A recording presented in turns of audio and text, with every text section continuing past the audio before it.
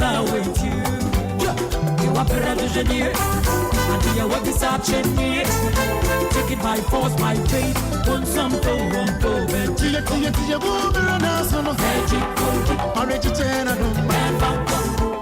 it by force, by faith. Want some go, won't go.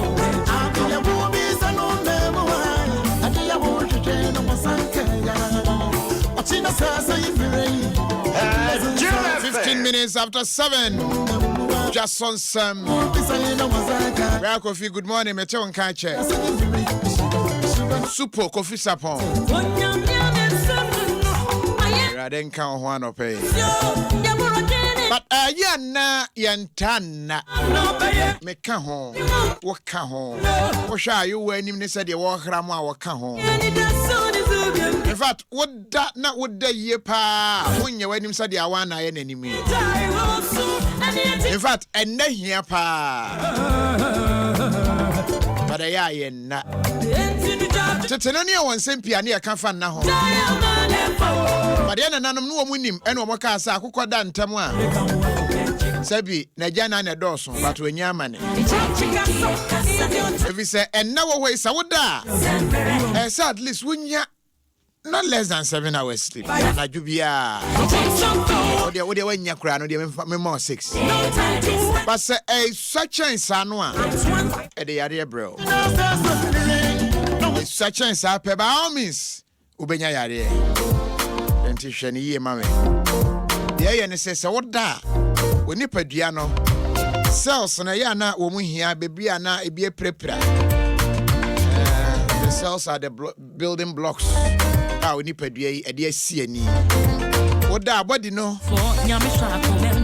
Molecules are hold on in your mouth chemical reactions, because of protein our body no security by the repair cells. But so one now, yes, I never into in fact, we immune system one can crown what that and a build it up. Mr. Yada, why?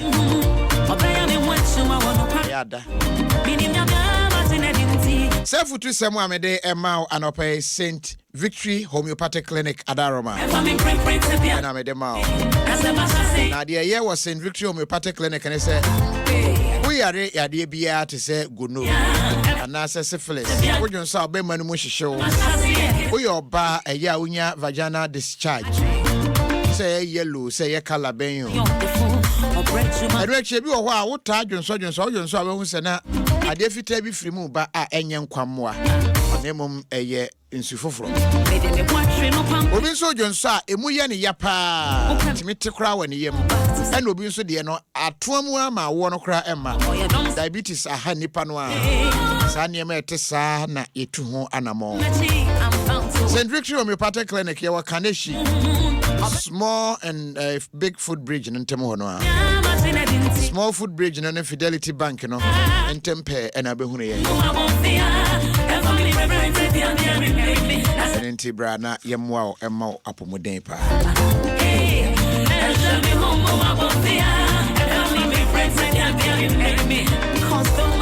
You so at a DWASO NSEM Ebro, but my refisi ye him 9th edition. Adom praise APOSO 31st of August. Diana Hamilton, I watch in the knee. Lie. Multimedia choir, lie. Sax boss, I want no boss sax and sa. Obe relax, you feel correct. William Mike, now William. I may be down, so you say I know. Max Praise. Pastor Kwame Manukwe Praise pa the Ghana Hobwa. Or the Ember Kokwa. Kwakuye si watening Kano, a child with Ghana Kwasha Bridge, I Chinuaba. Beka Gumbasa. Eben. Ebenezer and food name. Ofrialata Ebe Kanye home. And the elder Mreku is an anniversary, with the Yenche cry. What a sweet gem. You can't bomb where you be him. And Tibekaya home. And I'll pay you one something come why you be DP. We can in Yakwa share and some who do be SC Ewo is sim. Sabiano and pay send a year Juma Efa. Abofraki Trebia Ashen and Quaya Yama.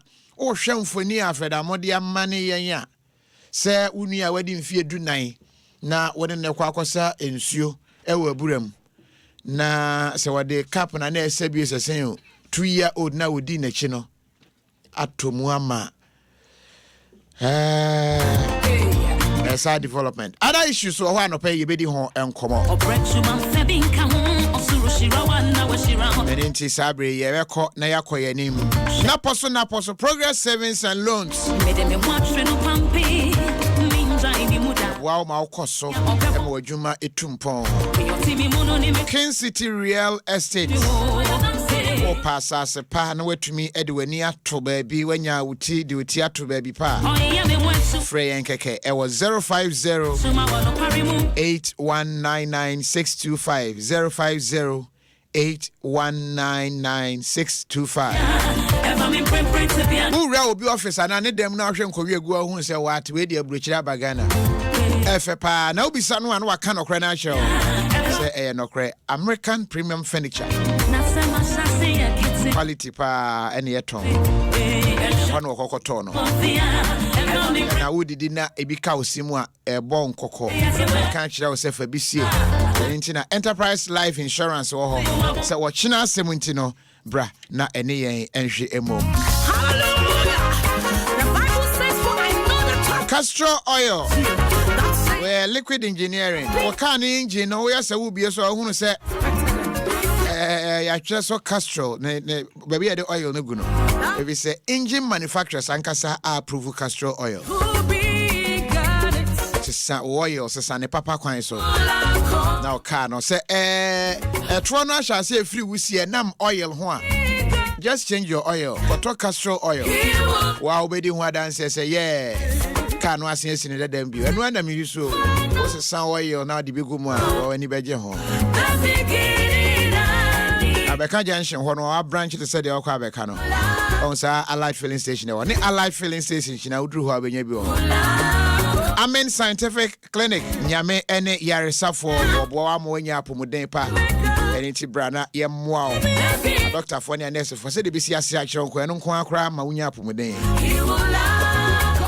and a sunflower oil papa wo de no aduane a wudi a wo feel na sign what health benefits be edini ye lele sunflower oil lele tasty food happy family and a Vodafone you can you say future ni exciting ready you didn't fear do and into 10 years na there you be 10 pesos ubenya 10 minutes etunya ye call so sa 10 megabytes etunya browser sa and you say it's a 10 distance.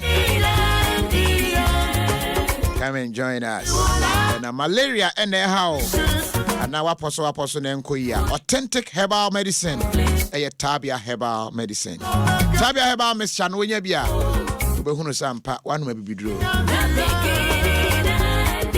Charity Ajinegwa, Sanswana Patrick and so Ewaha. Ohima Sechiwa Ahenepa.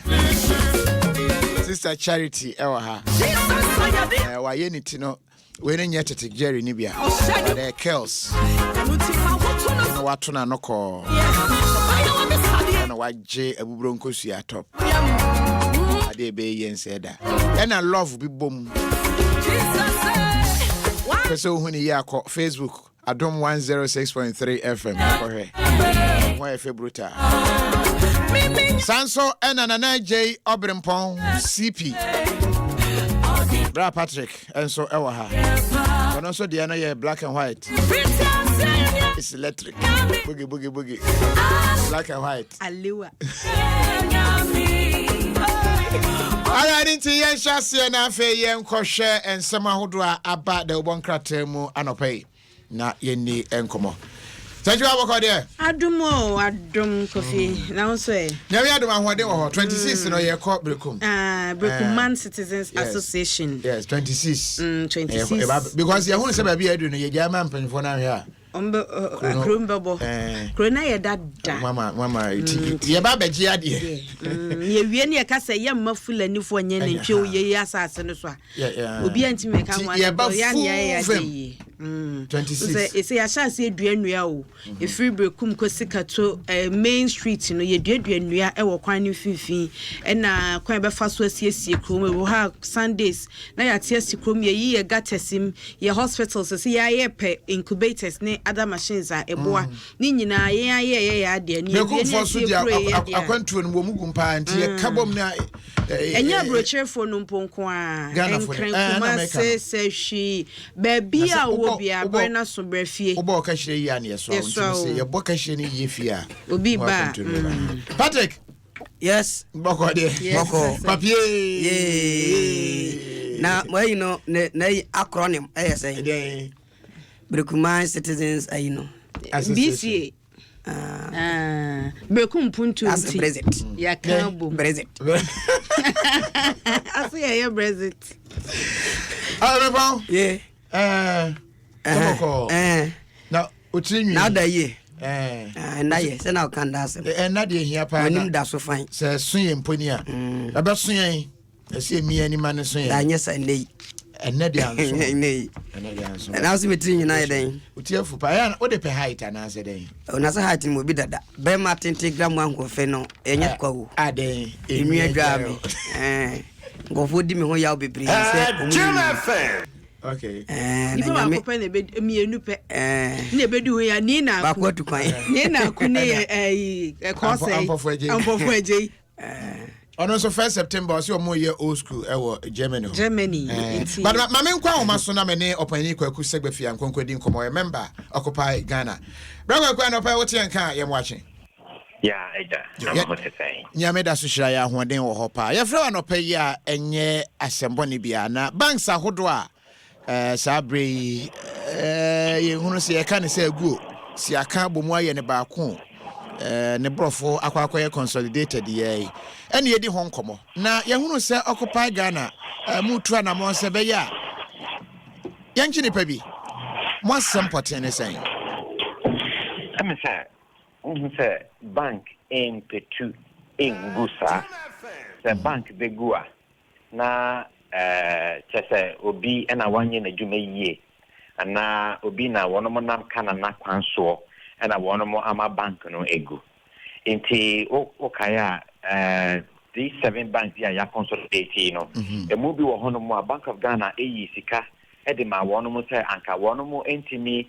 share wono depositors wono mo requirements inti no wonji we na wono mo fanso wono mo akene and I want so a be a one of the cost of bank for just ama sans and way na unity edi and see so we share not just say yeah consolidated banks no directors shareholders owners management and now one more so sans same way na e buy no one more for one more 3 edi motor trotto ana and no na yene saje no enyagene yes obi biara ne sawo mu bie ama Ghana abo eka etefa no aban ni Bank of Ghana wono mo nyere wono mo pampin efa wono mo ko gyina se ne ebie na yendi wono mo asem na so wono mo difo a wono mo nyina ye jeli wono mo na wonhu ade a wono mo epin ho Adom hu ne se boapayo bi wo mu se okay ye niema nkoyie Bank of Ghana mo fa sika meso yasen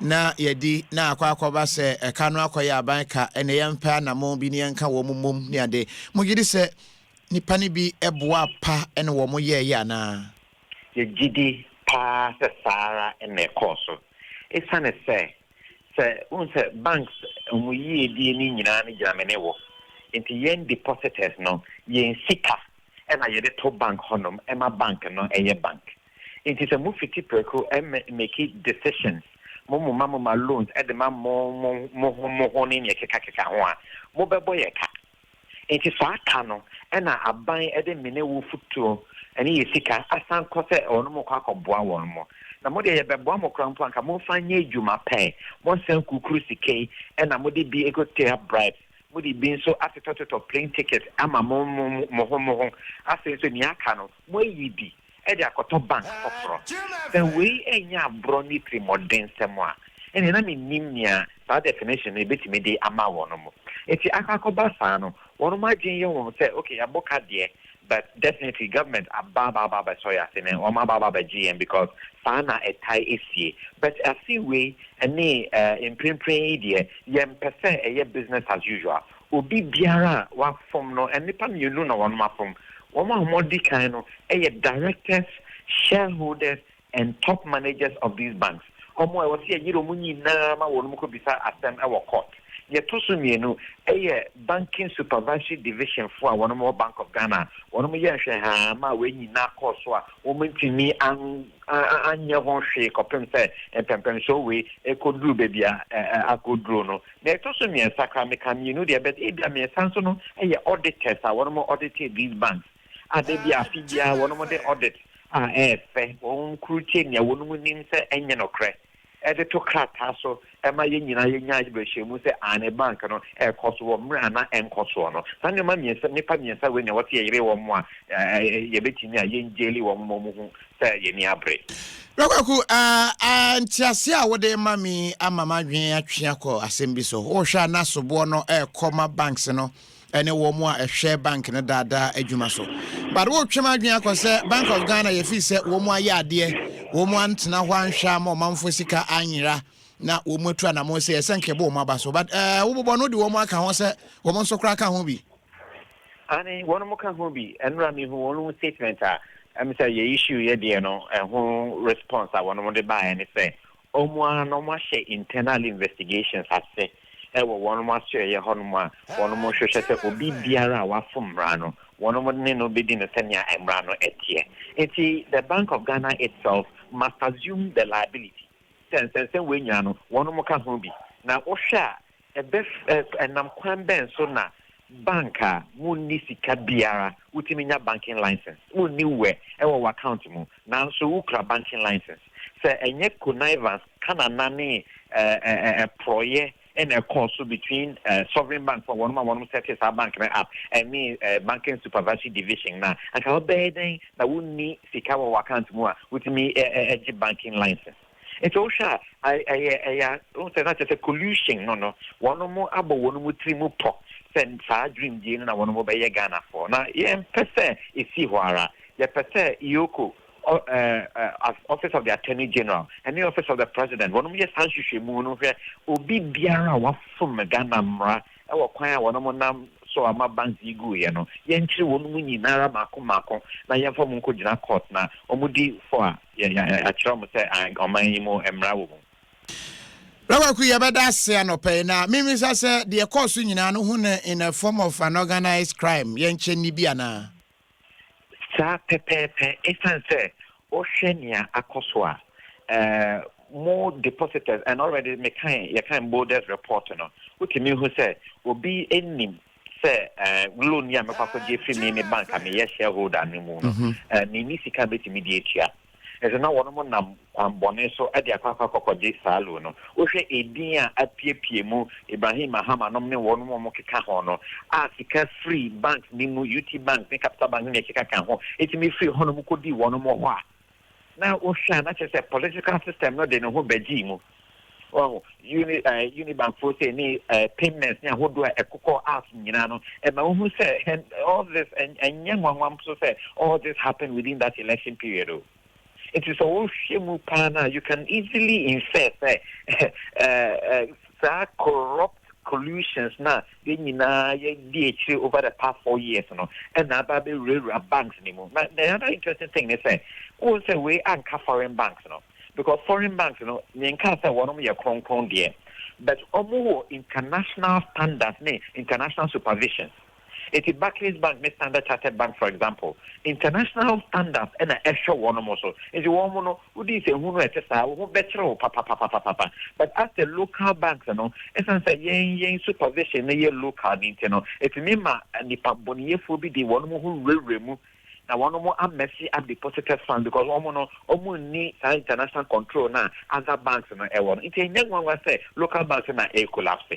It is a bebo tan yoma we ho ba ni Japan ho ban a enya kwan a betina fa so ne say obi biara obo aye ma sansen we nyina ba ye no o ma me yi ho moaye but we timi ama moaye pa me Japan nyina ye nton ye wi a ya say deli na ka ho na woman who say ani oma yi mu no ensem a tesa na o say tutwa adwumayefo a na wo sa banks yi no justify your inclusion abam bebre no a be kofie efi se yaka wo mu abom ama secretaries ana ewo bia ni nyina no wo mu nyina ntumi ya adwuma wo ba konom ti no say ebi be kofie cashiers no occupy mo fa wani nkyere ho nhwe ho no nso mae ya hwe ho na wo say consequences of a major problem say eno no ye nsunsuanso etesenia wakakodi agrobi na sekan etwa wo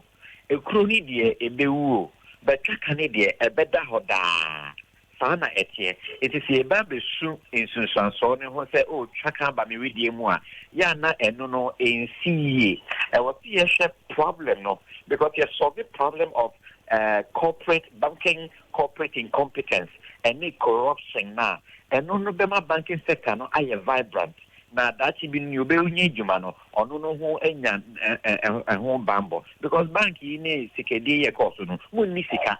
It's in our baba beji a consolidated bank no or no pequanya or bitini a liability say free ho and a car a free honum. Send a bear cacro one or bitty media service depositor. It is a keeping those secretaries now. Only near Yesika and bank or my bank near bank no. Ye Yesika.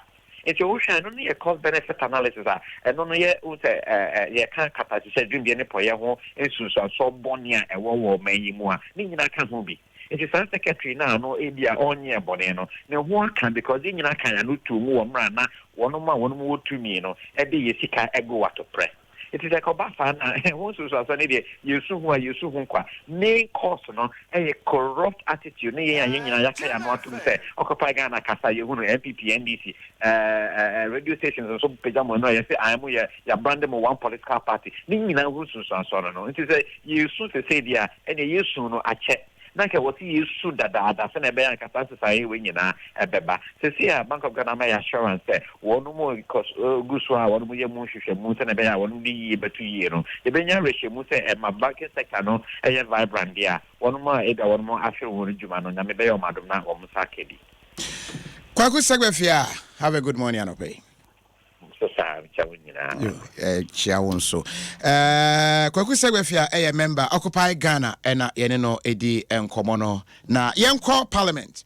Na Yene Openi Amankwa Esiama, Vice Chair, Finance Committee, Parliament. Yatise Bank of Ghana, Peninfono, Committee, ne Parliament, Tonsafre, or Mama Church, and some Ahudubi Emo. Honorable Yamachano pay. Yeah, Papa. Nempombo Cordier. You are Adom. I'm never going to chair at you for you at your phone ejo so.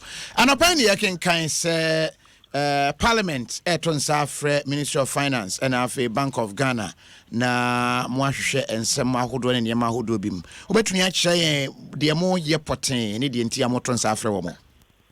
Yo me dance say enyi di kan on say mo frame me 4 days me ka kire mo say Parliament so Finance Committee ye try okwa ne abai na ya te me no na ya recess into na ensi eni pot into na okwan bia so no e wo say ihwehwe da ina betumi hia ye nyina betumi hia na ya hwehwe road map ye de be hia Bank of Ghana na fi mpanyimfo so ayapa wo say what that consolidated na no so ye beba abisia ho yampa enra ishia bi ba ko pepe se enra ishia na ibubu hu yenya road map na ye de be free Bank of Ghana no ye kire on letter na also abetre ye enema we se Ghana fo ankasa no enti enema bibriase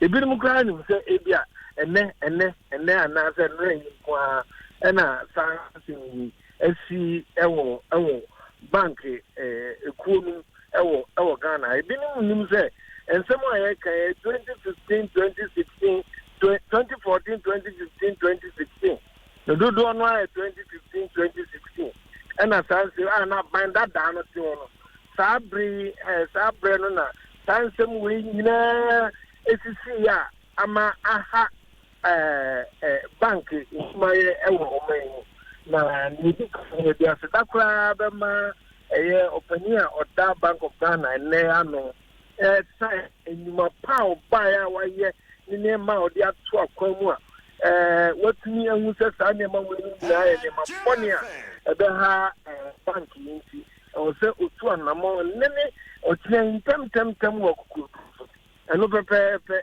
na wa ye ga won ti ase se we ni na betini SEC ewo ye bank nsimu ade a ha atene bank no boni baka say it's the heart of our economy enti say ya nsi ni ya ebetini ahan obi kran say ensem ya zizi na no ne body ni na da bank for na ni mo ni tini de da Bank of Ghana enti we no na ye nema was say ye hwehwe mu yi enti ye bisa Bank of Ghana say nkrata samwa World Bank egugu nyina ho no onfeme dan parliament na afi ya man dance obeba ne na okika ho a ye frɛ won a ye betumi ama Ghana fo so ehunya ya we no na si ye no so ye be frɛ won nyina na o ma ba be di adanse na mo so a mo ye ensentrefo mo so monya bide ama Ghana fo na Ghana fo so ehu se parliament ye ho no so omunti ene ho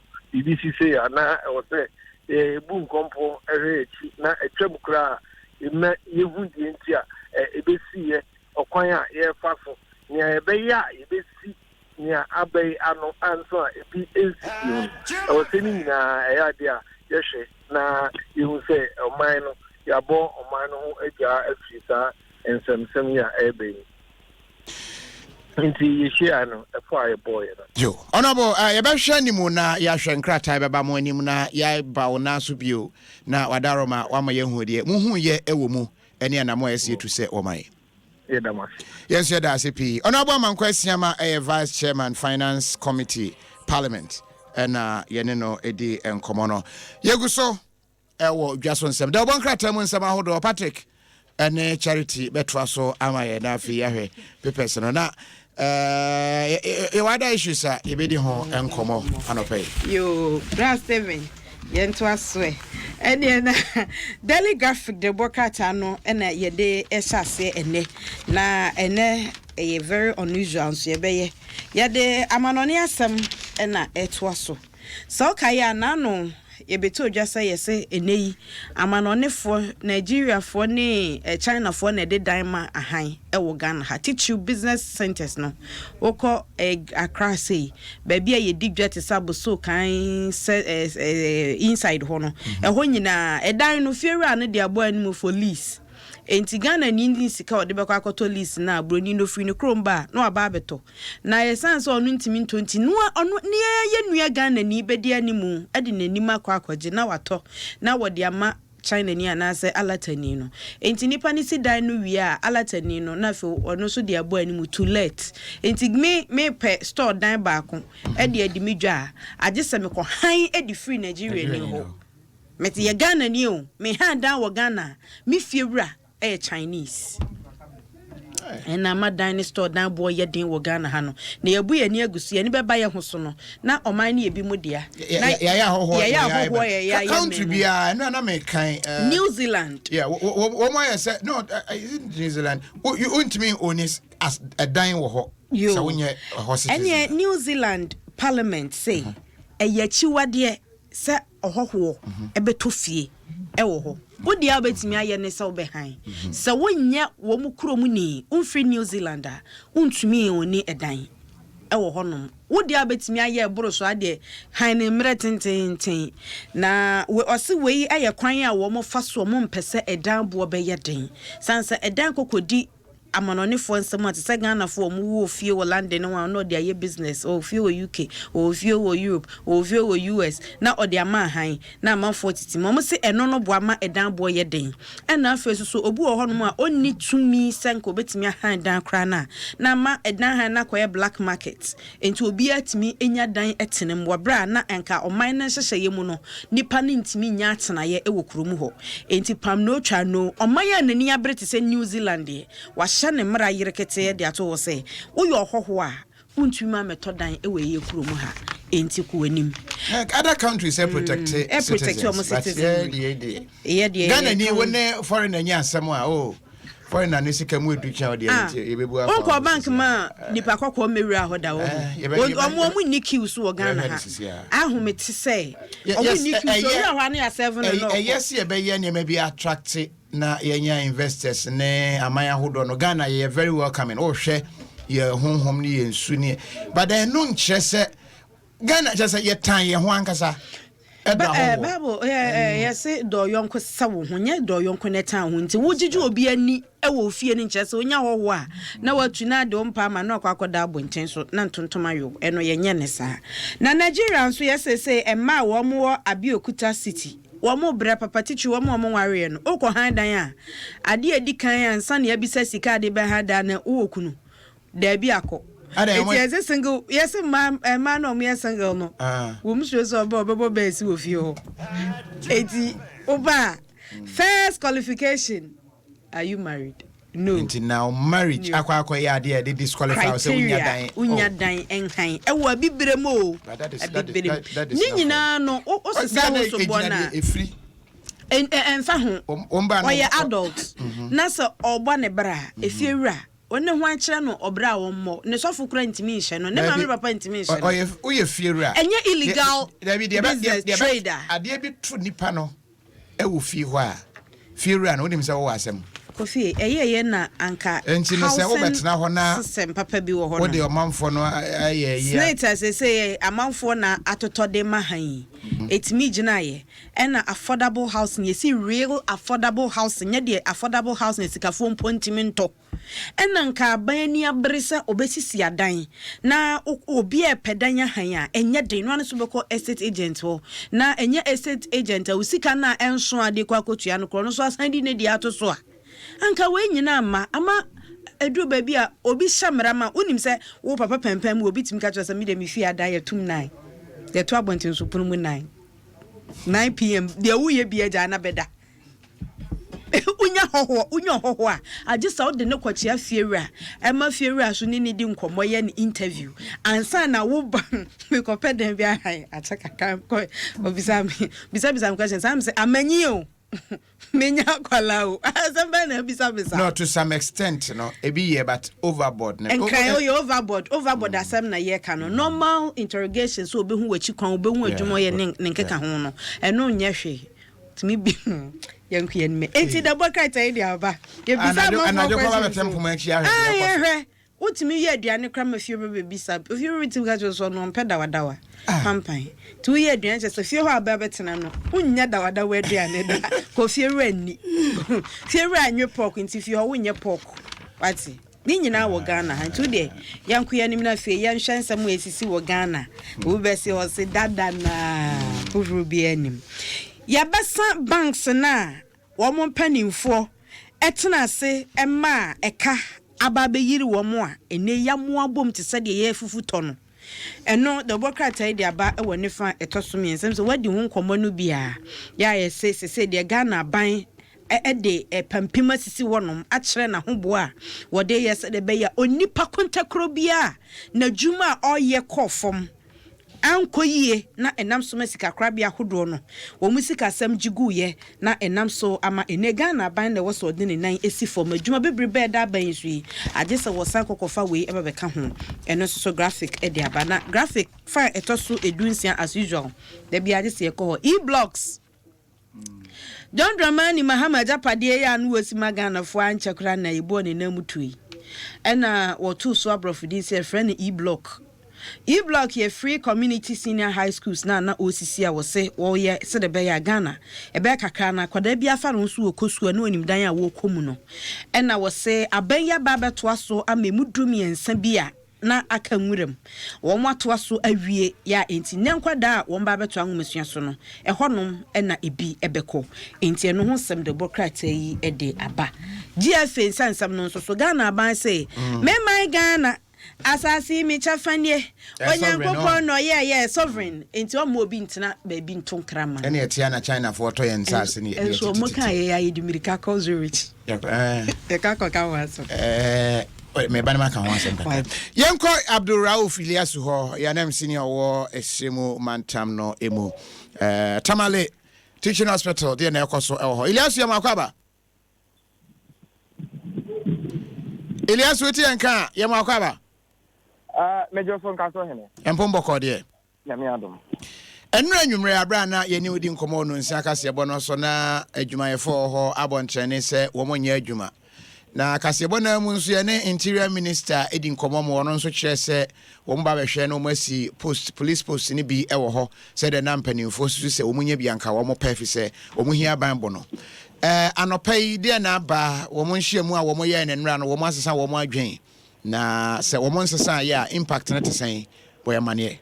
All right, Medase, ube PM Tamale Teaching Hospital, that's right, you know, mechanic said the article can do the piano. Striker who do abeba a year Ghana Hanam, Miss Maka said, the Sia Mecasme be cat in Fonia, the Boom Hanama. We like a bar Monday to Nano, a host on so bonny a day, man for a year hospital Muhano, I know them. Now, say, Mecasme Baba Beca, okay, a year ward, make accident and emergency unit but be all a phenom strike area honma say emergency cases number you do confess for empty we nipa ba akokra ho san so na ward na nkasa emergency ward na nkasa no nipa and 9 pe and da ho sia ya omo eja ya hwe sia make say no Dabi o mo release woman na 100 ani nyina yes me ni owura bi sia ya na nka ono kwa e ka so no meka ta ono no say ni patients owo ho no ye ene ya ene de ne kidney problem enti oba ye no kokoko fam omman e kata so nkonko chedu enti obra oba bebi obechedu na me ho no mo me che hospital mo no ni yatutum adika do akese atoto ano a tese ye nya adwuma enti wanya edu na nto enti nro na omka so nkonkoto no ka chempe saa enuro na wo mo so nkonkoto no wo benya emubi ewo abonti nemo ba ko bi ewo ma ehia o friend wo boni de o say be bad eno no de enya ade say wo betima anya na abonti ba bia gisenka hospital mu a anase kumasa anankan ba sisi ano wontumi nya ntinanka wono kwa na obem so no mbedi nkomo na ina na yi ni wotumoto akokom so kwa kopede wo benya ton no abonti no ato na say ye ka se betwa mfoni a ward ahodo ewo Tamale Teaching Hospital say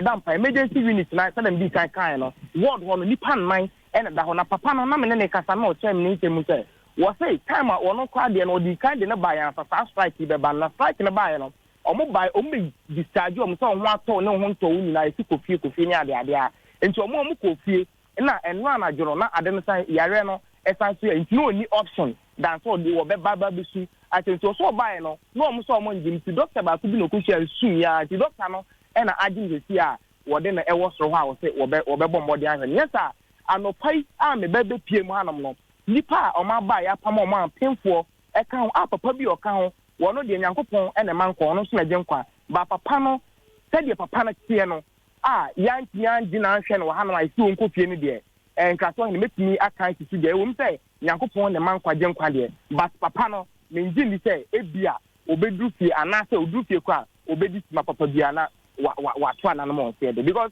so we said the situation I am very hard and I talk I was see ya doctors no say enya ade say omo be ye adwuma police post no maye nipa na ye che omo nra no ye say omo hwe mu no omo nya omo a doctors na ntma mambe amama identify omo ntino police for aja omo na we no enra men ye ne ye doctor for no omo kasa odi okasama doctor for na ye Dr. Michael edidi nkomo no eche wo kire mu say the police on here no onu nim say obedai omo nge okan no abaso me kan say ono so omedai omo ya dai omo nra na geno a na kanda fon so bon training nra na say omo pese ya ja omo free time be ka time be say nya omo a omo ya nti ni say other say doctors no na ntima be identify omo say kanda for pressure na omo dodge here sen any fitie eno de yemi na emom nso sanso a de ma yarefo ewo Tamale Teaching Hospital no eno ne ania betue me wo say ye ka ho nsem say wo hwe ase dem di kan Alfred Eliasu nka so ene Eliasu de obaye ne se pe nipa na wa ya sabia ho ne bi won mesia ba so sisi ama me ni Pierre ma ya sabia ne ndi nkoma bra wo pe wo mu aba ho se yi wo mu se ye ba be yi wo mu no na ye ne wo mu adi nkoma ntimi nkọ Dr. Kennedy or say Mensa Esono and Wakasama Tamale Teaching Hospital. No, Doka no pay yam watching. Coffee me also. Nempumbo Cordie. Adom, Mercani. Mobile Coffee, I'm in Jawati for an appointment, more matching. A year before, Métier Union, normal hospital, a year before, a shoe, a mum, and a modernity, almost say a certain way, a CSCR or hospital home. But this time around, they are afraid for their lives, and they can't work in an environment like that. And APOSO for you be more and sana or make my bedroom. Okay. Moka says CSCR, a hen, the hen, SCA. Oh, or more a year quiet, no, I yes, and 9 almost chief executive officer, Bia, Wabatamali Teaching Hospital, Bia, at some point, some youth group have accosted that chief executive officer. And unions now might declare it has to stop. It's getting worse over the years because we can see now no chief executive can empower and Juma among 14 to share and so on the office, a kind of free office, and they were brazen enough to extend their coffee. Or Moody said Juma we no mucha video. It's not like they are hiding to do it any longer. And the Osro and Abajuma for the Tio Mokasa Yemwa in T and almost go. Yet, Chimrante be a nine, Anna as identification coso. Possibly, ja almost say, Obi and Fire Sabia ho, Obi answer or chess or Hunumrante be a ma identification no, and into Yaja womo. A Hunantina, one quay identification, Anna. Coffee, me man, Senator, making his identification because if almost finding out that a net tank of Mobile Hospital Honor. But in any case, Kofi, so well, we need to make a video. Some of them granted interviews to big media houses. It's not like their identity is hidden. They did it in broad daylight. They videoed themselves doing it. What would you have created a video? Yeah, that's what the amount for something agent Honra. Which map pick you out. So I don't think identification of the people who came here to do the thing. I mean, they granted interviews to media houses, mentioned their names. Oh, come on. Doc, Mekai, the last time about Tamale, Meko Sam and Namfu for AB, hospitals nibi. Omo can sempi. Me now for police for being so how many omudi nkomo. Omo de ene se ochi obi na wo hwa na obi afrɛ se we ye me kinsman and inti jai when ya no a wo hwa be hu se motorbikes be 15 na abetwa mu aba ben pe afa police station ho. The next minute na attack aba and inti ama ehwa adwuma ye ewo bambo mu no eye wo moden pa a wo mo stress nkomunya emwa bi a yebetumi amasa ne na firi ho a anka ebeye. From the picture we painting it say how sector honso no munya similar challenge ana. These attacks by youth maybe Juma or Hanam calling young watching a broker and never hatch and I have seen countless numbers of them. The thing is there's some sort of generalization of the fact that maybe the youth of Tamale behaves in this particular manner. I make my concept is Kofi never hatch. I have made some of the best friends I have ever made with some youth in Tamale. It is just a small minority of the youth that do some of these things. What more? And you say, there's a generalization. Say Tamale youth, that is how we behave. That is not. I identify with them, and I know people, lots of people who are Tamale youth who are looking for the development and the improvement in the hospital. They are consistently in communication with the chief executive and the management of the hospital. The hospital but good kuma bimu and after Sitsasemi against your maniswa and Juma day in, day out. Now, I characterize the whole of Tamale in a particular manner, which is I think is unfair. Honestly, I have to say, because they are very good people. Majority of the youth in Tamale are development oriented, and they are looking to see how we can improve things in this particular metropolis. So I would not sit here and tag every youth in Tamale to be in like manner. But there is a small minority. The security apparatus will have to be steadfast and deal with, so that they don't give everybody else here that kind of time. Okay. Yari reporter nekasa na chese omanfo eyi womo adehye kofie emi wo ho aye discharge womo na afen so wa wo yare na oba na ayeden. How long will this continue? Kofi omuchemu a admayefo na omadi omadumagu ho no omo representatives ni chemu a they have some demands, and demands no ba ko titu edi mu ni se nkofo no mbedi aduma we say chiomo no mutimi be patch the executive of International unconditionally now it means I omo farm so that is one of the demands. The other demand is that they don't feel safe working here, and they want the fact that there should be a police post erected on the premises of the hospital, so that they are a bit more bought admayefo ni ayarefo ni omo we aduma hospital having na and the police force to home and among P and omo letter at the branch chief executive officer among Japan and now omuti so about hospital hiring management echo around the premises of the hospital omo identify the idea omuti my police post and you hear him say but the arrest of the people all the groupings in the hospital now is one thing that is non-negotiable. I see.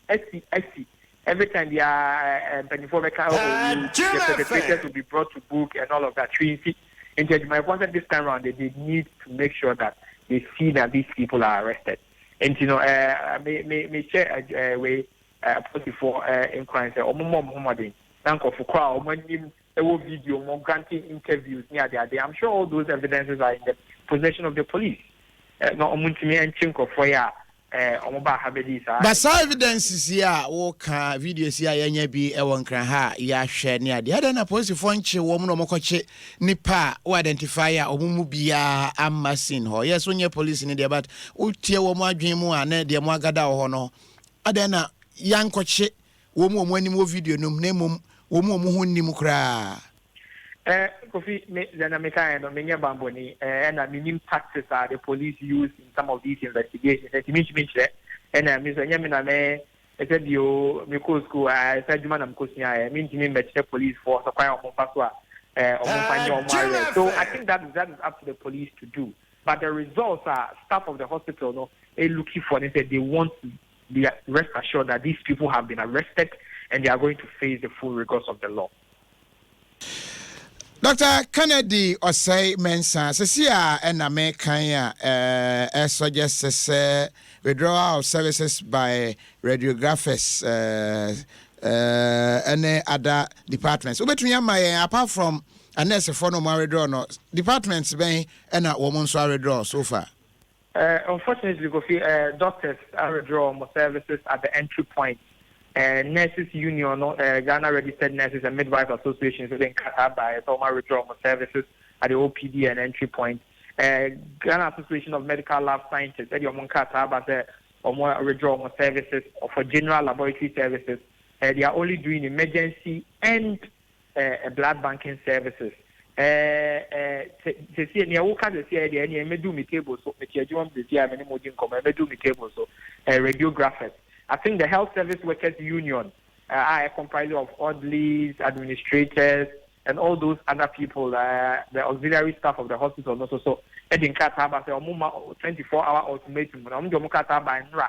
In the near 24-hour ultimatum, last year police went to meet you and confirm on the I'm expecting some action from them as well. And it is looking as if the entire hospital is going to grind to a halt if the police are unable to arrest these people.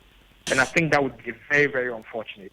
Yeah, but police for no, but oh, share a year statement. Me cry a year radiography. Woman, some more car. Much as more conditions. Ebema, woman, some be many. Immediate arrests and prosecution of perpetrators are the woman, the APOSO and Ray APOSO. According to them, they believe say those people may want to consider similar actions in future. Two, perpetrators must render an unqualified apology or as a comma CEO ene adwumayefo a wayaresabia ho nyina ne empo ayarefo nso apology ni bi enconfirm wo and after setting up of a police post which generally no aba across wo releases yensa kan nyina no that is also these conditions apology part to patients, to nurses, apart from the arrests. Enya metro wani muntina me kan ya kire no se be ya enu okra no na watumi ehun what they are calling for. Reasonable or conditions me saying. I believe the conditions it seems to cut across other professions now also adiomonkata aba and no. Okay. And the reason that they are giving is that the way I force they say we had amount for a 2 point because Tamale Teaching Hospital a referral center. That means that more can you any kwalebu any Tamale Teaching Hospital. And so be a hospital in Kumamua. Well, I refer no and I had no money. Say waduma no be do hanum na Juma force omonya Juma because of maybe a cause so now no identity. So the patients in the hospital deserve an apology for what they are going through because of the actions of those youth groups. One more. I am sincere any emotional stressor or more during this period. There is no health professional of the say only be a core of the team and because of the idea I will be my idea for 1 year the book Evertonium. So they deserve an apology. And then the chief executive officer with the staff know what the good things he's doing in the hospital or more for more I bet say the chief executive in the chief executive is the head of the institution. It might not be him in person, but that office is the most respected office in this hospital. And for people to be able to barge in and do what they did, the chief executive officer deserves an apology. And I think that the security post, like I've said already, is to secure the safety of the people working in the hospital, the patients in the hospital, and also the fact that they want the people arrested. That is, like I keep telling you, that particular clause no seem to be unnegotiable. Unless the people are arrested, there is absolutely no way they are coming to work. All right, Dr. Kennedy Osei Mensah pay yebeda se pa ene obre na yetamwachi so fi se nsemfo hi ene ntinema ne bi wo ho na ekoso saa na yentu so na mo na eye aka ho ba saa wensa oposto bi kura akọ ho a na osuro ne no so asen akoya asem foforo ene ntia behwe se abambofo no so be ye de mo hwehwe ya mamo na mo atumi akoso aye adwuma yeda ase anopai. Yeah, so Dr. Kennedy Osei Mensah and ending na Ilyasu Abdul Rauf Edaso Tamale Teaching Hospital. Ilyasu patients no ne wo mu a ekọ no watumi anya bi ne amuni nkomo man. Yes, manya bi na ha no edin so benya na manya ye ma me bi a no OPD a wo twen sen nkomo ba bi na nka mpu no watumi a hese de obetumi man nti yense na me musa no na wo no anka na mo be ka no poto kasem na we are not Daniel Mom, you tell us what happened here? What did you do? What can you tell us? When I came and saw that the whole place is empty. So I decided to still come to the OPD. I came and realized that nobody is at the OPD. We are just sitting, nobody is there. Some comes with emergency cases. Some comes is so serious, but because there's no doctor or nobody to give folder, they have to go back to different hospitals. So what are you going to do? For me, I will go back home because I'm better. You are better.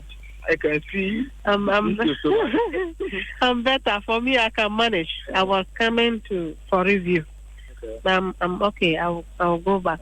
So no one. Nobody. Okay. Nobody. So what are you telling to the government? If you have message, you just give it to the government. Well, if they can come and help, because it's serious. People coming and going back, and I know the emergency cases is serious. Some can be going back and they will die on the way. So if they can help, if they can help us, if not that, it won't be easy. All right.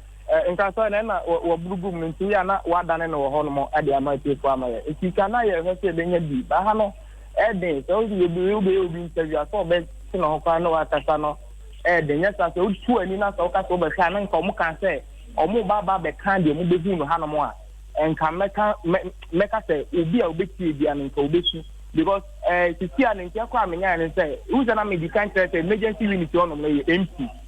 That word one Nipa and mine and that tried area na the empty crown. Me call be me ni omo ko didi nko mo bi ndita no mo trese enye se we say omo discharge omo strike memre no a na enipa e wo hono because no time na ye ba ha no na nipa na mom nyintia menya no hono me say na nipa no omo da hono nipa tre ewuye e wo hono mo because omo nya attention omo nya say bia ye ba be hwe omo nti e ba sa no e hwe abusiafo bi ase so obi bi wo ha no mo a ene wo di ni ko tiempo na so kokko wu a ene wo ni say wo be wu wo ntem na ama me hospital and anything. You want to now you have obi ready to on the back of the other body action and Agua Maso near to come near the Abba, Pemto near the Agona of cartons and Macassi Baba Beca, actual not the Okaso had the air course with teachers a yard hosted by you.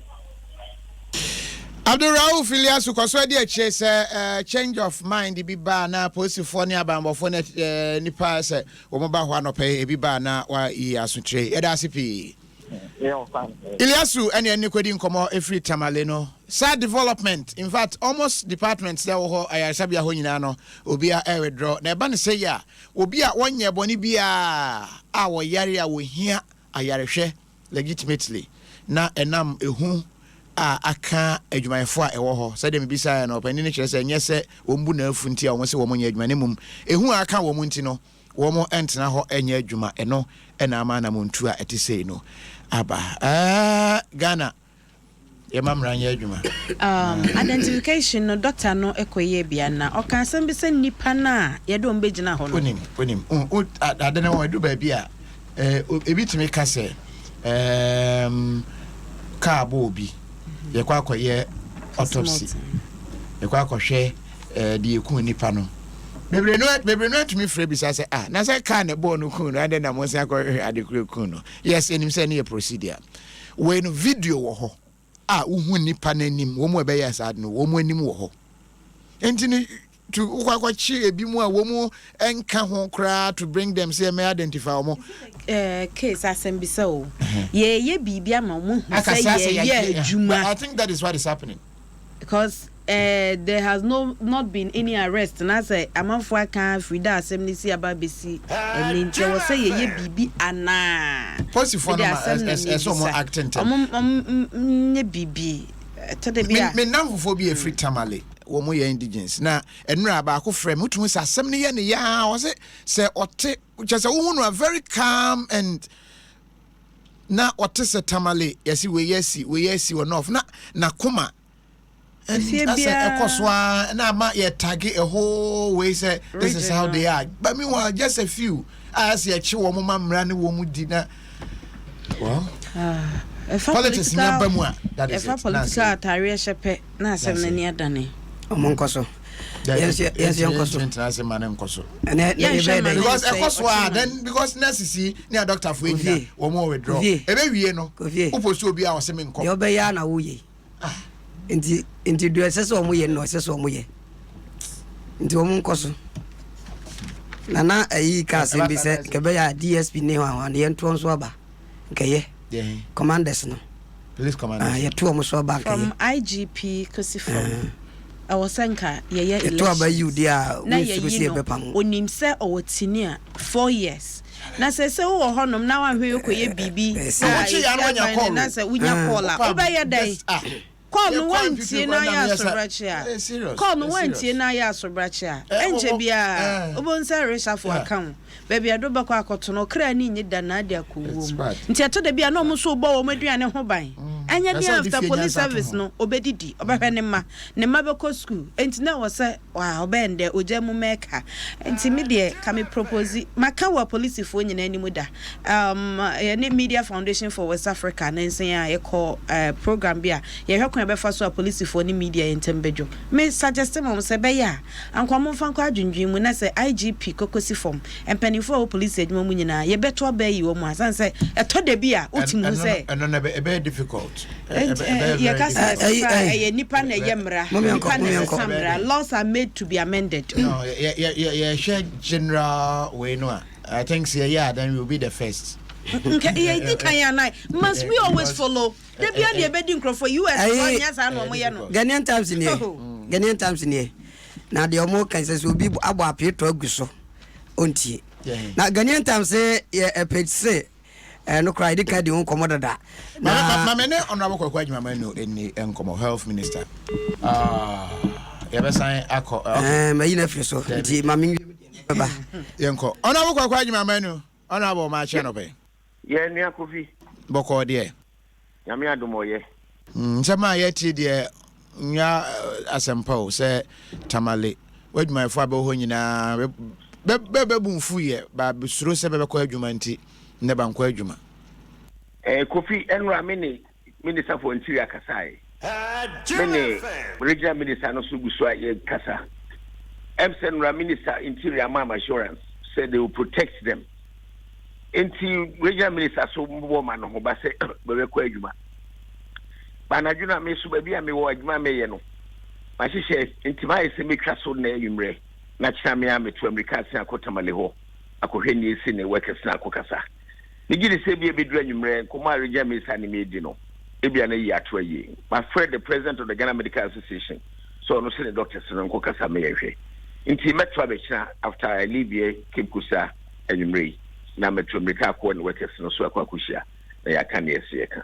Sase oni be kodi nkomo ikra no pay akrata yensa kan radiographers be nso be ho agimbi ti asa chain we resign china no we so abeka ho asema be kan nyina ne se behia se be benya police post ho interior minister de obetuma tu ho anamo but nipa se be besisia se kanda house boys ben you se police fo no nra be chi bi nane be jarebe ti adwumayefo abewa ya sabia ho nyina bebesuro ti posifo no ntumi nya asem bia nka nkyerebe Kofi anope menyanya interior minister regional minister my friend kakra when nya bote circumstance na so be jabe no sese me ja me hu ese me nya mpanifo no ne be kasansa ba me gidi se nra de we am ne interior minister kasaye no de dress no sabi ofra GP wo manim ofra no mete ti me gidi pa se bibi wo mu a ntia be jaba they may have a good reason.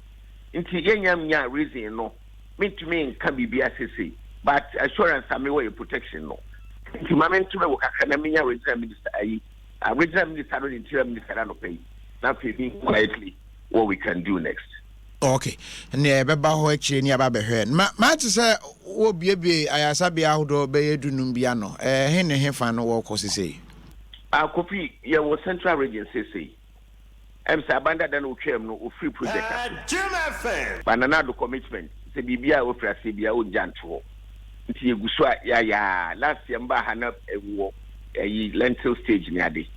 Since ya we 10 polyclinics in central region kwa. Ebi wo other parts of the country yegusua ye adwuma ye. Ye be we bia be kwa commission amanipa hu adwuma pa mampanyini oye oni nabane. Entinra ye call a same area ho courier for simple bimpoja the commission 30 bed polyclinic ho 30 if you na call akumfode a whole be asim for su work kukusia side ho okay cause you 15 bed polyclinic na enumre no ye ba briwa de no so kakra and also 30 bed polyclinica ye be commission we ansan ye be fia na dweno na no pay yesmu across different places am said mako area ye be ye 4 na aka yensa no tamale 70 semitwa so na me sen ko tamale ti minise me ko tamale ba sometime this week ye ba be ye no so amana afri ho we wia ya ahoboa so a ya ma contract we ye be ye 6 polyclinics ewo central western region eso eho after the other projects are you just projects be this hospitals be there for quite so we are nearly completing those ones also before the end of the year and also commissioning as what compounds there you go so be break creba na no create advertise be enti adwuma ye no ne ebe to ye to aso ni one say they can ye de ka ho and we are putting in people to be working as soon as we commission these facilities. The commission we are pull staff will be from existing facilities because you have financial clearance to employ new ones. As quickly as you be annual, maybe quite trim Ajayar for Ashebama, Yapum Juma, Etimia Pejaka. Honorable, my Panamoye, Bomabason. So, I sabia used to be a Gurem, baby piano, Amasaman say, Bakusha Urem, who say piano chino say that bell. And also, Amasamaya say me, Maka was a Yahonqua. Be or not about 7 or 8 of them. No crepa will no Maka, so say 12 more better. Because Ministry Hono, Bibi Piani Ministry or record say any acquire say Juman. Yeah, Muno. Niambani say Ministry of Roads Projects. As a Bayer Quana, nobody hospital be attached quite a Luscano. They buy a quadresio. Now, answer every office. No cream pipes said there was a disconnect. They didn't do any serious collaboration. And the Minister of Health for him say was for 9 years, projects no crisis. They haven't handed over anything to Ghana Health Service or the ministry. I don't know, Massasem Nabano. Exactly, you know, right to an amono, ya show, ya your budget so. But this year budget, you know, Sika be BSA Jumakuno, equipment in him, we need to recruit people. I feel you know, financial clearance between for the park. You need to get better equipment, you know. And Yaya who was a budget area this year, your cost finance minister. Now, one my Sika be a Jumano, a Sukakra. I bet to be about 8 or so, no, as quickly as we begin to implement 2019 budget. Begin the finance minister to be TSM. No, my Sika no idea, Jumano. Help one a Juma Hopa. Yajmano sing is Casem. What's Sidani? What will be what for the public Jabeka? It is only budget I said, we'll do Kakra. Untwin Juma, a new budget so, not precupe Wakupi so. Into ye to one amono. Anabona, the Sura media, sir, or da ya dia. T, sir, now, Morisha Moncrata, Moon, Yachuma Genesis in Cantentem ya, no more baby anona to my baby anno. Let's check here, 7 or so polyclinics. We need close to about 3.8 million Ghana cedis. So, now, only budget. I'm requiring so, Sabi, you can't overspend. Overspend the finance minister will not release that. And Mambadia Yan say, Yen Tumwaseka crap. You bring your budget next year, near the ISA Jumano. I see why, sir, and this is time when you know your coffee. Obianka wants him, right? And to Koya, you know, one kind of minister for a helper. Sabi obeden no so akwa ko bi prekupa mana yi enti amafo abeko hu beka ekura na ye dabase me say first time amenya ade no bi no if you present secretary ho obi need send ade no ma na answer no so send mami quickly na me capital investment for no kokodwe ade no yetu na mo meaning panifo afa ho adwene kura bibi apese de ho ye no kura no ebeboa kwan horo bibre so next year you start saying na we will tell you exactly what you want to do aye de ho beka strategies wa yet be easy congestion. It will big clinics in them. Joe, Honorable, Anope, Yadasepa, Nemum, Brekumane, 26, ye program, be Mabuna, ye walk into the Baby Wolfina, ye can hobble me, ye Brekuma, ama, then Munyana, Sabaya, Sabian, Yam, 20, measured up Buffy, my brother invitation. Confession that Buffy, the Brekuma, so better read look at a case for maybe, Open Minister, and Ben can say, one on quantity Brekumo. What do you say that? Maybe by Metro. 26th of which month? This month, yeah. August, yeah. One can say, Mintemo, Mamma Yaba. Maybe one Saba. That's it. Bye. Yo, Health Minister, Honorable Kwajima Menu, Mbrohiasa. Me fancy ya. Bono dame. So, mfanye argument. Wana why we not kakra.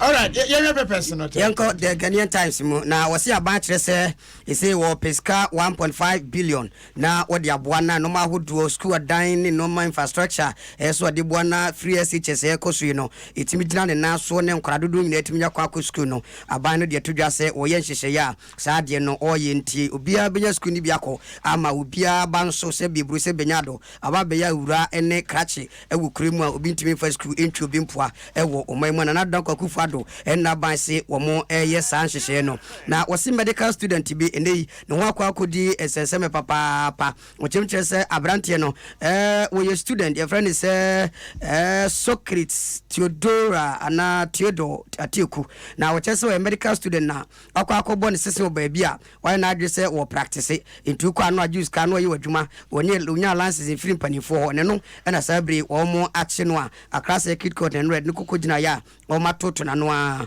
na no na wɔkyerɛ sɛ ɔmusum na fidie ɛma ɛyɛ mpanimfoɔ baako a wɔfiri Medical and Dental Council wɔn etu anamɔkɔ aberanteɛ hɔ ɛsɛ wɔn ɔyare diabetes enti ɔbɛtumi asane adeɛ no so within 10 days diabetes no aseɛ bɛtu sɛ na ɔyɛ investigator wɔn hwehwɛ mu a ɛno ɛna ɔsɛ ɔbɛgye sɛ 1200 ɛna ɔman mu 600 Ghana ɛna ɔde gyina so ɛkɔ report mu ɛba bɛkye no a ɛne ne ho asɛm ɛno nso aba dendenden ɛwɔ the Ghanaian Times no mu a wɔsisi so na Ghanaian Times no mu ɛna meda so ɛgyina Okamroni Akufi Assembly say over 300 priests accused of sexually abusing children in Pennsylvania. At US in Potemo. Roma sofo no ose hasa e na sa over kra no de chance na chese bro e no de chance a wa chom do se hwe nkwala no a 1,000 children 1,000 children ya bi su o me no kra ye the report abani hwehwem na da di na de omo a omo enya hu omo de omo ye buburu gya ho sensem so krata no e de aba wo kire se ho behia se enhyehyɛ fufuro betimi aba na Vatican begya tum se bia afi no wo ye sofo na wo hwɛ se wankasa be hye ho so se bia wo nware betena se afan na mum se wo libido no e yade se wabie ni prono na epekoya pia abomodian na ware se de be ya libidorically no wo betimi so aye ye adwuma e ho nsɛm wode aba Ghanaian Times ni mu a na yeda so ejina anopa yi a wose parliament de atudwa watch se oba be hwehwɛ mu mapa wo bank mako nso nen ho nsɛm aba basayi a ya collaborating ɛno no wɔkyerɛ sɛ mrase badwa no committee ahwɛ iskasɛm so wɔn de atudwa kyɛ sɛ wɔn ntena hɔ ɛma asɛm bi enkonkɔda kwa a owura ɛyɛ asibe a wɔno no yɛ chairman de ma finance committee no wɔde nsɛm atudwa wɔkyɛm kyɛ sɛ wɔn bɛhwehwɛ mu na ansɛm no ankwankɔyɛ ka Ghanaian Times. Any enfa daily guide in Kanwe, daily guide Democrat fan, a tosso miensa ho, and what the aba was say, Martin Amidu, Ghana SP, a special prosecutor, said, ye chief director, executive director, what Ghana Integrity Initiative, Linda Ofori-Kwafu, as a wanona ekwakoye first chairperson at the office of special prosecutor, was say, Nansen Yatese, and Conco Boisere Bibetu Proye, and a kankai aseno. Mrs. Ofori-Kwafu, ye nipa waka Ghana Anti-Corruption Coalition ena Ghana Integrity Initiative so onwa eneja edanabam ena nyamia ya adomo a wanya no se wokwakoye adwuma e wo special prosecutor ne office 91 e wo hanom kwan a Capital Bank efa so di sika 620 million Ghana cedis eno so the bureaucrat e de aba wase wachire emamu anan bia wosusu se wo munyina ye MPP fo e wo tamale eno ho komo ne edi ya ye secha ye chi wo mo no krampo no se ya san kra eja wo mo no ho asem the bureaucrat e de aba na krata kro ya se woni a yesusu se wo mu kum mrahye bedwani JB dankwa adu no wo masam ne sesei wo attorney general nsamu a wo hwe kon befa so na wo mu atoto na enche bia wo de ho atemu no aba enti wo de Vincent Boso ene Daniel Asiedu wo mienu no enfoni aba na krata yi se arehosam asi wo bredi wo jema ya wo ba fomantamu dakora lampo yase na no benada no pa wo mu tituo kasa yeten agya kurakuma binti amafo di mika hian yase dakora dem wo mo koya ya boni tuo wo ne mfim ena tu aboba no na ne kankuru ni da ho hwe yetu ne de abon kankuru da ho bibese dance ho tokuru dem ni obi nipa otutuo no ni ho enti aposifo se wo matimi ehunu etuo no sanso wo mutimi fa aboba munya aboba ene etuo no kankuru na ebeto ho nti no wo mahutuo no no ma ene ehun sensem nyina woguso a wo hwehwe nipa bonini a wodi sa awu no JH Mensa abusua akosra MPP amanyuko no mpanifo ene wo mu akwakodi nkomo fa nhyehyɛ a waye fa nisie ene ne nkeka ho nyina wo se se de mbeye bibia no wode akwakoto empanifo yi enim ehun sem China for ye se galamse ya bra wo Ghana ha da bia Ghana bind the road map kwa fa so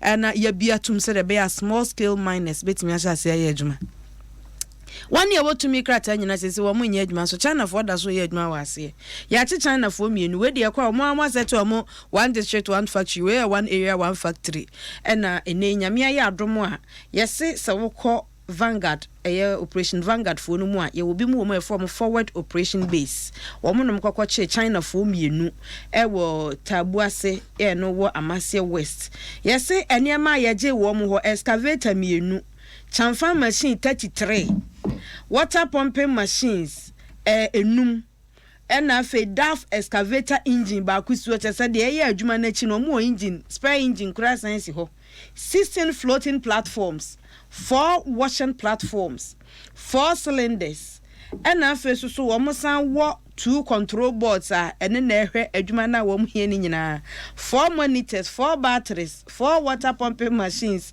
1 excavator sanyama ya je no edoso pa ya je ni nyina wo mo ho ne yesese wo kompotem a wode enkro mako du bidin aba wo sesa nkro nu nyina se chan na fo sha ehwe ho no masisi ya kase wo mguso a wo mo ye adwuma ehon sem ewo apacho hia owura spie gabra hia no mame wa yete se oba opebema na obema nkan no no apese oya mo be manani ba no ho so na ya mo ye ne san sa agro no bi no ne John Drama me opa ko dis PH ubeti ase so person oya running mate ya mo ye ne John Mahama so wo him was tissue ni okay san one John Mahama say me champa boss ma policy awie okay eni o mane nkasa no wasoso ama no show care pa yes e mane who so person oya running mate was spill lobbies for Mahama's running mate and I want some the book but no pay no do ya road map.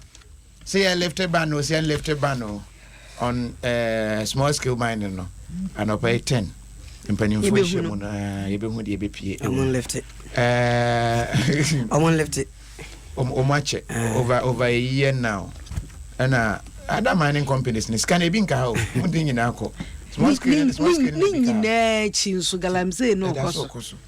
Anyway, the Chronicle was it give us excess students and stop double track policy private schools just abanye de hiane double track system de brofu twintwan brofu titiri simple cry as what did you na de bia chef fridge hu nya se aduane no awudi awie no san kwa na resakra bi o se hu nya enti yi private schools ahudo ya secondary school wi wo mu nya ndipa bebre kra chero made enti aban no se busu ya aban schools wono a na se nu nti e ba ba no double track ya aban ni nya akra mane ha no na wonfa omo aboroso no emra private schools no simple no omo so nkyere omade na no na betimi aboama Ghana yenyina yetimi akoso sense ye ba be ade wesi ye na wesi enye na wesi ye na wesi enye na we ne the conference of heads of private secondary schools na wo mo mpanifo e de sansem we e de to asoye hwe nmasua no anim se wo mo hwe ne sa no mo nye owura Naftali Chebafo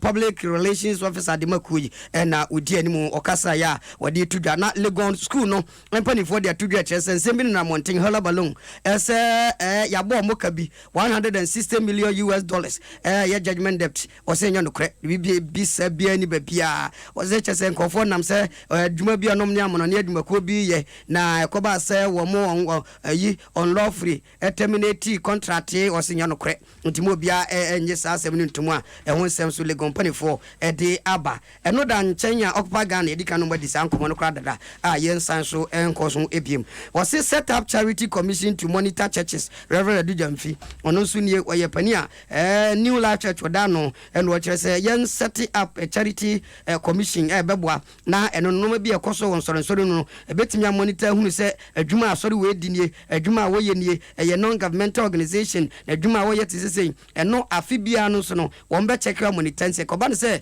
usika sem ko broso anase bibi ko bufa so a ne hu se business awo ye anase asori kroje na wo ye no so beboa amen dey sa tax ye se de ba no eno betimi ahwe na monitor eno hu nsem so the Chronicle anopai ebika ho eno de bai yamfa today and to us today so dia wode aba wo sefa ye ka bere yen adwuma no ni mu bie wa ye ka e won sam ye dan electoral commission na atonkra e dia ma Martin ye Amadu Sule na nka ye deputy chair ma commission no ene ye yi na die no ese kwa wo kwa na wo de ye ka no ko no sa de pake wo nema na wasan de ka na ba na se kwa wo de kwase kokora we eye nkra na no wo motoma ma me Charlotte sei ese ka wo no ho ma mi ba be yi ne ho ano ese ka bia ni nsem na ene aba betodwa wo se adwuma ne se cars na no mo ka no ba konsuso e wo yewura Amadu Sule ho nti onfamra se no krese enye no kre wono a ene betimi akyemu democrat so ye hia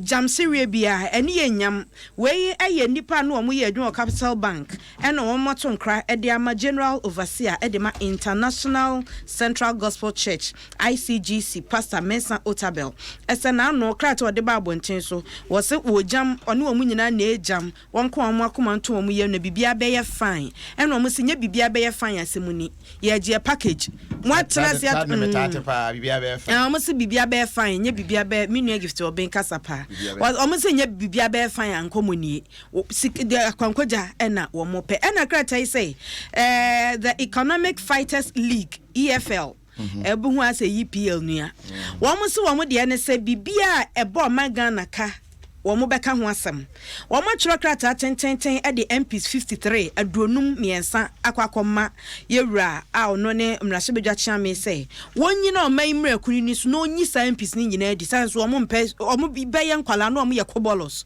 wo mo boko sa de akwura parliament na wo de yewura abansman de babendin aka ho ene wo se sa nipa ni nyina yenyi wo mo di wo mo akwa mamafo ato aba mo so mo kwakosu wo mo nam wo mrahye bedwa no so wo mo nkobi enti ene na wo ho no mo ye den na omo kotu omayimra kuni ne de hwa mrase bedwadwuma die suru bebre ene omo agina so ses no krese wo mo madwuma saade a ene omo nsinkrofo na namu enti yenyi wo mo adinti fighter general Hadi Yakubu wono ena ne nsahye krata no ase Adom 106.3 FM DWASO NSEM Ade gusa ya de mawe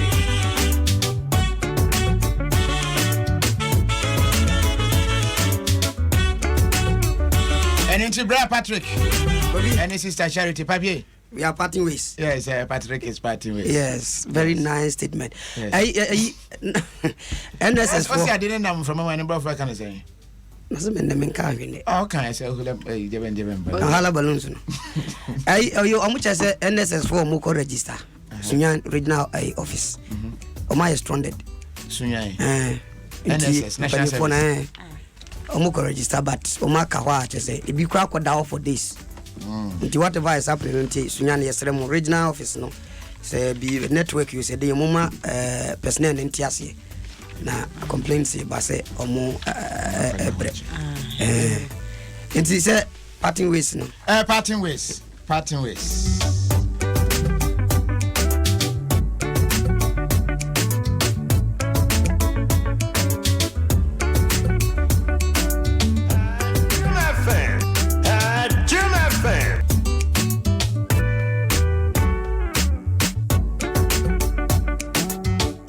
Adom 106.3 FM DWASO NSEM and Yegusua Yede Mawi. Good morning, happy birthday wish and koma Mame Gladys Kwesibia Irenchi Swan Lake. Wedding fear your son and ne happy birthday Utie and Sabria. Wami ye ma happy birthday 70 years. Nyame nkoswa no wo ahoden na wo ma wishira no enkoswa enoso. Ye ma me Gladys Kwesibia Irenchi awo Swan Lake and crying happy birthday stronko enko emfa emao.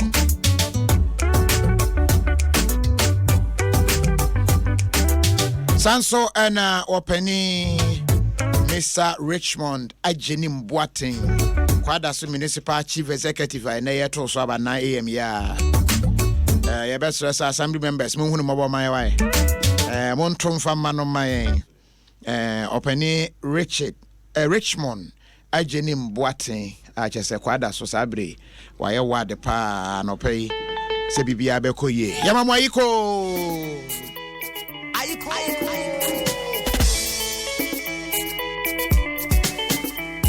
Happy birthday, Mrs. Mavis Dakon. You are enjoying your birthday in Dubai with your husband. Oh dear, yeah. Emwaiko.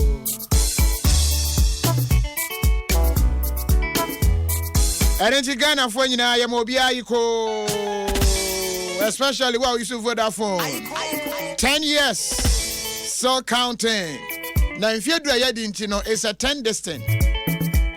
Ukra 10 pesos, I ubenya credit. Wait me your calls for 10 minutes. Wait me your megabyte 10. Just say 10. We know the pa.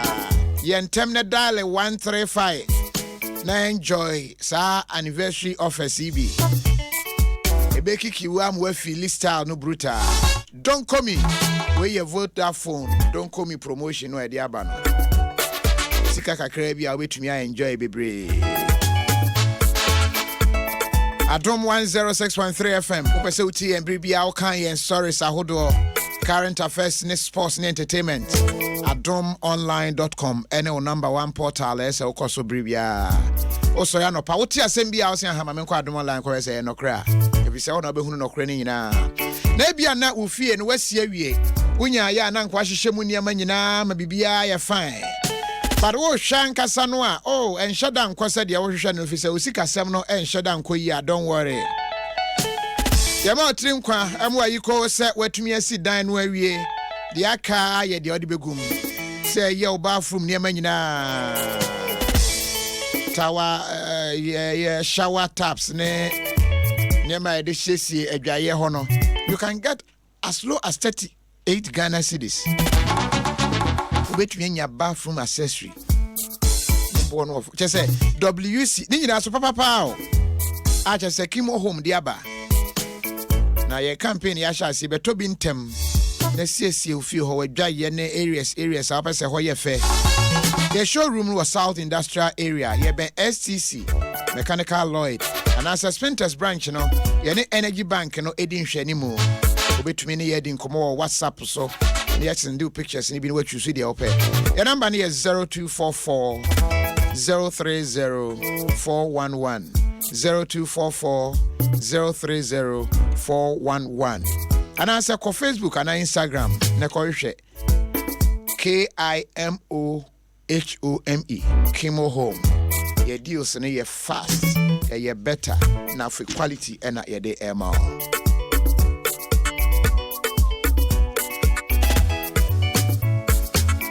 MTN mobile money man tenumwa ena ye wono wosumi de ye nyina se obetumi ya win Samsung S9 Plus, Samsung TV, iPhone X.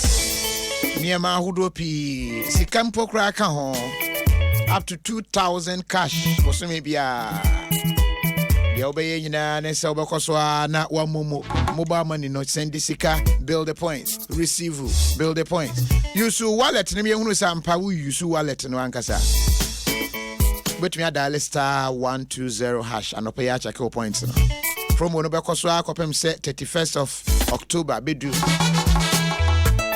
20 koso na build the points no me so wo we ni a number be fra no e number ba akopɛ 0244 300 000. Number for be amfro. It is will be fro yes why we need or Mr. check a number no. Say 0244 300 000. Like I say no crave MTN for. And just answer. Mr. I'm waiting now. Now boys I award nam krum. Unya ya no mo ne oba beche. Bejama ho achiro. Na say when him say I don't praise in Ebasode. Ebe him with Nigeria, Ghana burgers. Omunyina na aka bom. In fact, kwa kuje see a Ghana burger no atna bruchi no no aba ka say the Francis J ba na mo afe no. Kwa kuje see nso mo afe no ye de na ba. Ye nua be ma Eben. Alata haya no hye. Bra. Sanso and Adina Hamilton. Bra willing in your mic. Oh my to jom no achewo experience. We know how to move the crowd. William Mike. The more feeling heaven on earth. Elder Mreku, senior prefect. Pa pa pa pa pa pa pa. You be him near him where him. Edinti Bomodia Nebra. Any Genoba, yes, strong con. Performance by multimedia choir. And I face sax bossa. What in a saxophone, nation and on who are. We feel it bien. Kawakumankasa. Max Praise. Many more so can home. I don't to fire Banados. Friday, 31st of August. Our Perez Dome. Getting baby no nsia.